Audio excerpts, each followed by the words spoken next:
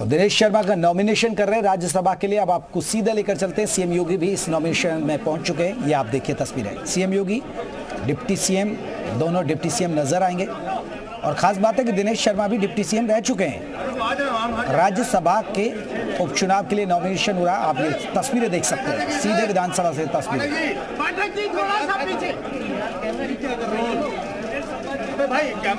तो नामांकन कर दिया है। दरअसल ये सीट खाली हुई थी बीजेपी के राज्यसभा सांसद के निधन के बाद, उनके निधन के बाद। अब आपको बता दें दिनेश शर्मा का नॉमिनेशन हो रहा है। अब वो राज्यसभा के लिए जाएंगे दिनेश शर्मा, यानी उनकी सीट भी आपको बता दें, विधायक हैं अभी मौजूदा वक्त में, उनकी सीट भी खाली हो रही है दिनेश शर्मा की इसके बाद, क्योंकि अब वो राज्यसभा के सांसद बन जाएंगे और हो सकता है फिर उनकी। और पिछली बार योगी सरकार में आपको बता दें डिप्टी सीएम रहे दिनेश शर्मा। पहले राष्ट्र राजनीति में थे, प्रवक्ता रहे, स्पोक्स पर्सन के तौर पर उनकी पहचान रही लंबे वक्त तक।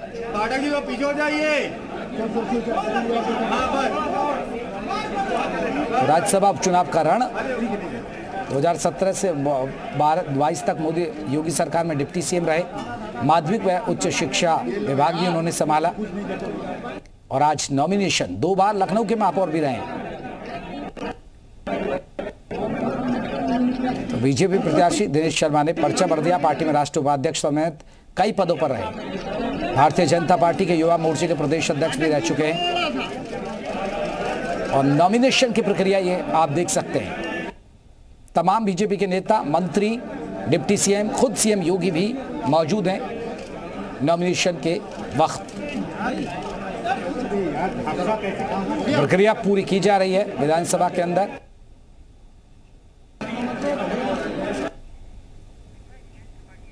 विवेक त्रिपाठी हमारे साथ, हमारे सहयोगी और जनरल अपडेट के साथ। विवेक, तस्वीरें जरा बयां करिएगा।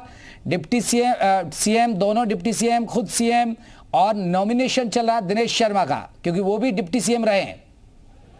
ये बिल्कुल जेपी, देखिए विधानसभा भवन का सेंट्रल हॉल है जहां पर ये प्रक्रिया चल रही है और मुख्यमंत्री योगी आदित्यनाथ यहाँ पर पहुंचे हैं। दोनों डिप्टी सीएम यहाँ पर मौजूद हैं। इसके अलावा तमाम मंत्री और तमाम जो भारतीय जनता पार्टी के संगठन के कार्यकर्ता है, पदाधिकारी है, पार्टी के जो वर्कर है, एक्टिव वर्कर है, वो सब यहाँ पर भारी भीड़ लगी हुई। दिनेश शर्मा क्योंकि पहले डिप्टी सीएम रह चुके हैं, उसके बाद वो एमएलसी बने योगी सरकार की पहली बार 2017 में मुख्यमंत्री योगी आदित्यनाथ ने शपथ ली थी, तब वो डिप्टी सीएम थे। दूसरी बात यानी योगी 2.0 में उनको स्थान नहीं मिला था मंत्रिमंडल में, लेकिन वो एमएलसी बनकर पूरे संगठन का कामकाज संभालते रहे। और आज यहाँ पर उनको जब घोषणा हुई राज्यसभा उपचुनाव में प्रत्याशी की, तो उनका नाम आया और उनके नाम के आते ही चर्चा शुरू की कि बहुत जल्दी उनको एक महत्वपूर्ण जिम्मेदारी मिलने वाली है। तो आज यहाँ पर डॉक्टर शर्मा जो है वो शपथ ले रहे हैं। माफ कीजिएगा, वो जो प्रक्रिया है पूरी नामांकन की, वो प्रक्रिया चालू है और जो प्रस्तावक है उनके साथ आए हुए प्रस्तावक और जो विधानसभा भवन के सेंट्रल हॉल में जितने पदाधिकारी हैं जो नामांकन प्रक्रिया के दौरान मौजूद रहते हैं, वो सभी उनके नामांकन पत्र की जांच कर रहे हैं। और खास बात यह है कि अभी तक जो उपचुनाव है उसके लिए पहला नामांकन है, इकलौता अभी तक नामांकन हुआ है दिनेश शर्मा का, यानी अभी तक उनके मुकाबले कोई कैंडिडेट किसी भी पार्टी की तरफ से या जो गठबंधन के दल है उनकी तरफ से नहीं आया है।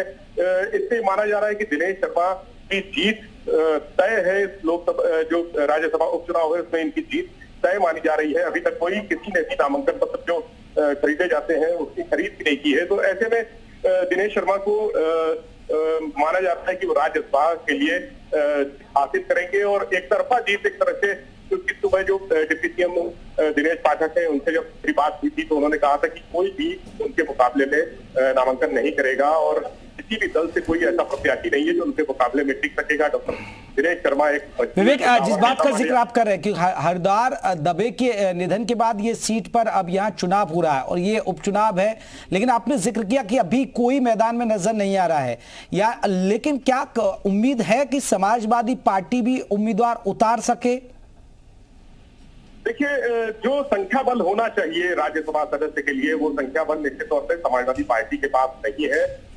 ऐसे में समाजवादी पार्टी की तरफ से कोई कैंडिडेट सामने आना मुश्किल लग रहा है कि कोई, हालांकि पिछले चुनाव की अगर हम बात करें, जो राज्यसभा या उसके चुनाव हुए हैं, जो एमएलसी के परिषद के चुनाव होते हैं, उसमें भी समाजवादी पार्टी के पास आधार नहीं था और उसने वोट नहीं थे, उसके बावजूद उन्होंने प्रत्याशी उतारा था। और उसके पीछे उनका तर्क ये था कि चुनाव लड़ना एक प्रक्रिया है और चुनाव हारना या जीतना अलग बात है, लेकिन चुनाव में भागीदारी करना बड़ी बात होती है। तो उन्होंने हार के बावजूद, हार सुनिश्चित होने के बावजूद एमएलसी के जो सीटें रिक्त थी उसमें अपने प्रत्याशी उतारे थे, उनको चुनाव लड़ाया था। ये तय था कि वो चुनाव हार रहे हैं। उसके बाद उन्होंने कैंडिडेट की घोषणा की, प्रचार प्रसार भी किया, दूसरे दलों से और भारतीय जनता पार्टी से भी अपील की थी कि वो उसके कैंडिडेट को जिताएं। जातीय आधार पर उन्होंने समीकरण सेट करते हुए प्रत्याशियों को उतारा था, लेकिन उनके जो प्रत्याशी उनकी हारी। तो आज यहाँ पर क्योंकि लगातार इस तरह से समाजवादी पार्टी पर हार का थप्पा लगता रहा है, तो यहाँ उम्मीद कम है कि समाजवादी पार्टी की तरफ से कोई प्रत्याशी आगे आएगा। फिलहाल यहाँ पर जो विधानसभा भवन है उसका सेंट्रल हॉल है, यहाँ पर मजमा लगा हुआ है और नामांकन की प्रक्रिया पूरी हो चुकी है।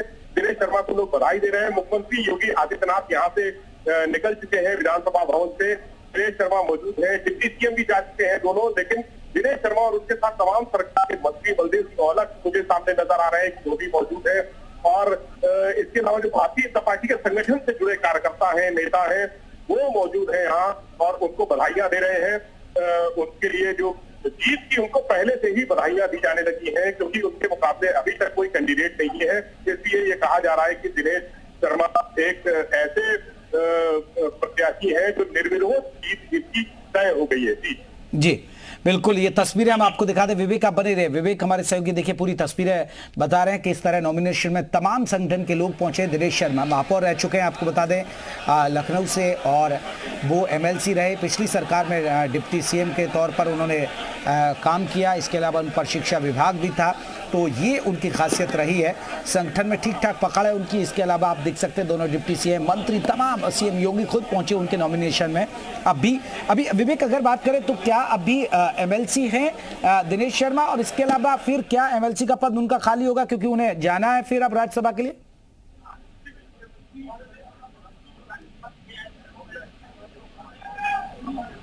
जी जी विवेक हम सुन पा रहे हैं और आप जो तस्वीरें दिखा रहे हैं वो भी हम देख पा रहे हैं। कोशिश करिए अगर दिनेश शर्मा से बात हो सके तो। बिल्कुल जेपी, मैं कोशिश करता हूँ कि दिनेश शर्मा लोगों से बधाइयां ले रहे हैं, अभिवादन लोगों का स्वीकार कर रहे हैं और अग्रिम जीत की बधाइयां एक तरह से उन्होंने ली है तमाम लोगों से जो यहाँ पर इकट्ठा है। और उन्होंने यहाँ जो मजमा लगा है उनसे साफ ये कर दिया है कि वो अपनी जी, तो ये तस्वीरें हम आपको दिखा रहे हैं। नॉमिनेशन दिनेश शर्मा का, 2 बार लखनऊ के महापौर रहे, पार्टी में राष्ट्रीय उपाध्यक्ष समेत कई पदों पर रहे।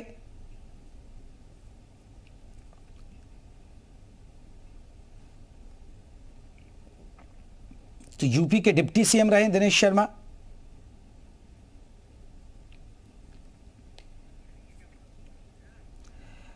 तो माध्यमिक शिक्षा भी उन पर रही है, शिक्षा मंत्री के तौर पर भी उन्होंने काम किया डिप्टी सीएम के साथ साथ। पार्टी में राष्ट्रीय उपाध्यक्ष समेत कई पदों पर रहे हैं। अब राज्यसभा का उपचुनाव का रण, हालांकि